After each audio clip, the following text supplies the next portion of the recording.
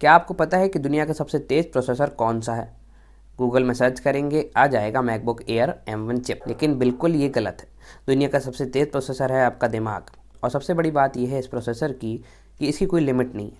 और इसी कारण ये आजकल एक ऐसे जाल में फंस गया है जिससे निकलना शायद अब हमारे बस के बाहर है। और यही चीज़ इंसानी दिमाग को दुखी करने में सबसे ज़्यादा रोल निभाती है, डिप्रेस करने में उनको, मतलब इन्फीरियरिटी कॉम्प्लेक्स बस इसी चीज़ के कारण होता है, जिसका नाम है एडवर्टाइजिंग। सुबह से लेकर रात तक हम घर में हो या बाहर कहीं भी घूमने गए हो या एडवर्टाइजिंग हमारा कभी पीछा नहीं छोड़ती। सोशल मीडिया के सारे ऐप्स, यहाँ तक कि व्हाट्सएप के स्टेटस, वो भी एक तरीके का एडवर्टाइजिंग की कैटेगरी में आता है। ये पूरा मार्केट ही डिसाइड करता है कि हमें खुश रहने के लिए किस तरह की लाइफस्टाइल जीनी चाहिए, किसके जूते कितने हज़ार के हैं। यहाँ तक कि ये भी डिसाइड कर दिया जाता है कि अगर आपने किसी करियर में धाक जमा ली तो सबसे पहले आपको कौन सा फ़ोन लेना है, कौन से कपड़े पहनकर आपको अपनी लाइफ जीनी है। इस एडवर्टाइजिंग की दुनिया में हमें पता ही नहीं चलता है कि सच में हमें जीने के लिए यहाँ मैं खुशी का कोई पैमाना नहीं रखूँगा, क्योंकि मेरे ख्याल से जीवन में हमेशा दुख और परेशानियाँ आते रहेंगे, जिससे एक सेपियन की ग्रोथ होती है और उस बीच कभी खुशी कभी गम का माहौल बनता ही रहता है। लेकिन यहाँ मैं बात कर रहा हूँ जीवन की, कि क्या जीवन जीने के लिए हमें वो हर चीज़ की ज़रूरत है जिसे एडवर्टाइजिंग वाले दिखाते हैं।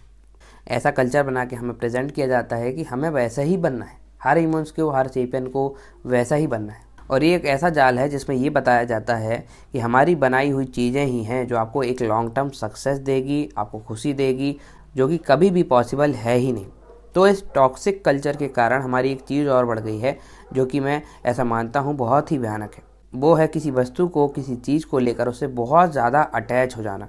क्योंकि इंसान अगर किसी चीज़ में अपना हक जमा लेता है तो उससे बहुत ज़्यादा अटैच हो जाता है और साथ में वो बहुत ज़्यादा हिंसक भी हो जाता है।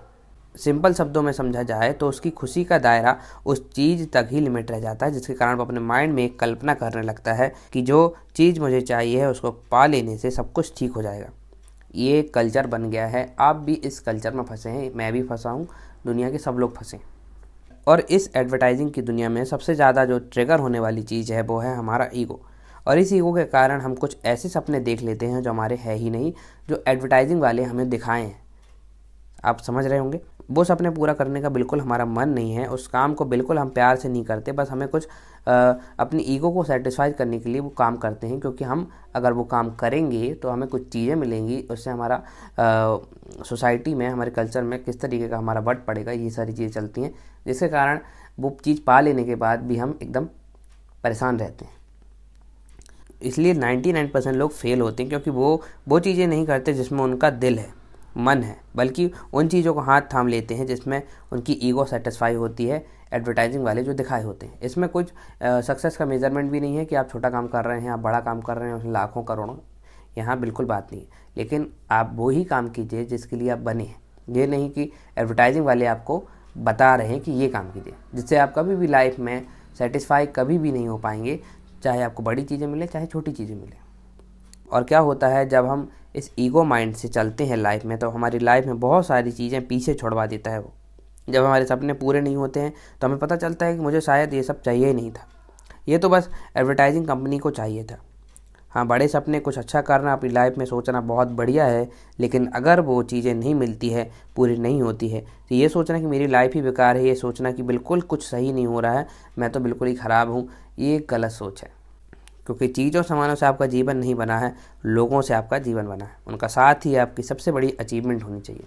इसलिए जब भी आपको ये लगने लगे कि किसी वस्तु को लेकर आप ज़्यादा ही ऑब्सेस्ड हो रहे हैं कि मुझे मिलनी ही चाहिए और आप सब चीज़ पीछे छोड़ते जा रहे हैं, रिश्ते और अपना टाइम, अपना प्रेजेंट मोमेंट, सब कुछ छोड़ते जा रहे हैं, तो आप एक न एक दिन ज़रूर पछताएंगे।